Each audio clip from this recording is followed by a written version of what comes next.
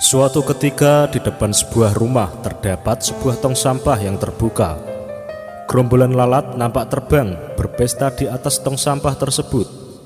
Ada seekor lalat yang melihat pintu rumah terbuka lebar. Si lalat itu langsung menuju sebuah meja makan yang penuh dengan makanan lezat. "Saya bosan dengan sampah-sampah itu," kata si lalat. "Ini saatnya menikmati makanan segar," katanya. Setelah kenyang, si lalat bergegas ingin keluar dan terbang menuju pintu kaca saat dia masuk tadi. Namun, ternyata pintu kaca itu telah tertutup rapat. Si lalat hinggap sesaat di pintu kaca itu, memandangi kawan-kawannya yang melambaikan tangannya, seolah meminta agar dia bergabung kembali dengan mereka. Si lalat pun terbang di sekitar kaca, sesekali melompat dan menerjang kaca itu. Dengan tak kenal menyerah, si lalat mencoba keluar dari pintu kaca. Lalat itu merayap mengelilingi kaca dari atas ke bawah, dari kiri ke kanan, bolak-balik. Demikian terus dan terus berulang-ulang, hingga akhirnya nampak lalat itu terkulai lemas terkapar di lantai. Tak jauh dari tempat itu nampak serombongan semut merah yang sedang mencari makan. Dan ketika menjumpai lalat yang tak berdaya itu, serentak mereka mengerumuni dan beramai-ramai, menggigit tubuh lalat itu hingga mati. Kawanan semut itu pun mengangkat bangkai lalat yang malang itu menuju sarang mereka. Dalam perjalanan, seekor semut kecil bertanya kepada rekannya yang lebih tua, "Ada apa dengan lalat ini, Pak? Mengapa dia sekarat?"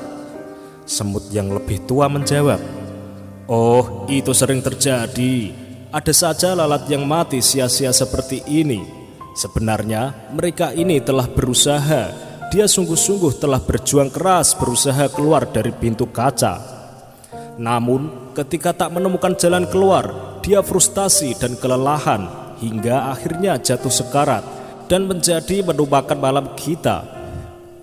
Semut kecil itu manggut-manggut, namun masih penasaran dan bertanya lagi, "Aku masih tidak mengerti. Bukannya lalat itu sudah berusaha keras? Kenapa tidak berhasil?" Masih sambil berjalan dan memanggul bangkai lalat, semut tua itu menjawab, "Lalat itu adalah seorang yang tak kenal menyerah dan telah mencoba berulang kali. Hanya saja dia melakukannya dengan cara-cara yang sama." Semut tua itu memerintahkan rekan-rekannya untuk berhenti sejenak, seraya melanjutkan perkataannya. Namun kali ini dengan mimik dan nada yang lebih serius. "Hai anak muda, ingatlah jika kamu melakukan sesuatu dengan cara yang sama, tetapi mengharap hasil yang berbeda, maka nasib kamu akan seperti lalat ini. Para pemenang tidak akan melakukan hal-hal yang berbeda, tetapi mereka hanya melakukannya dengan cara yang berbeda.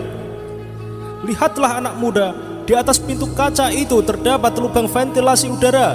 Jika lalat itu konsentrasi dan membuka pikirannya, maka ia akan berhasil keluar." Dari cerita tersebut, kita dapat melakukan evaluasi pada diri sendiri. Apa yang menyebabkan kegagalan atau faktor hidup Anda berjalan di tempat atau tanpa kemajuan? Kenalilah sumber-sumbernya.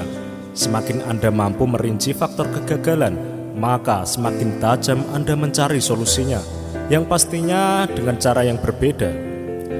Pada waktu John F. Kennedy kalah dalam suatu pemilihan untuk merebutkan kursi calon wakil presiden Amerika pada tahun 1956.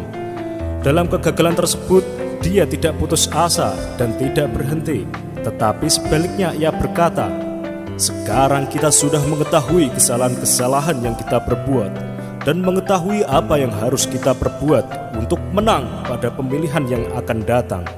Kita akan melaksanakan pekerjaan yang besar itu lagi." Dan akhirnya pada pemilihan tahun 1960, Kennedy memenangkan. Bukan lagi wakil presiden yang ia menangkan, melainkan ia memenangkan sebagai presiden termuda Amerika Serikat. Nah sobat, semoga kisah dari lalat dan semut tadi dapat menginspirasi sobat semua. Ikuti terus video dari Celah Terang, inspirasi dahsyat rahasia pola pikirmu.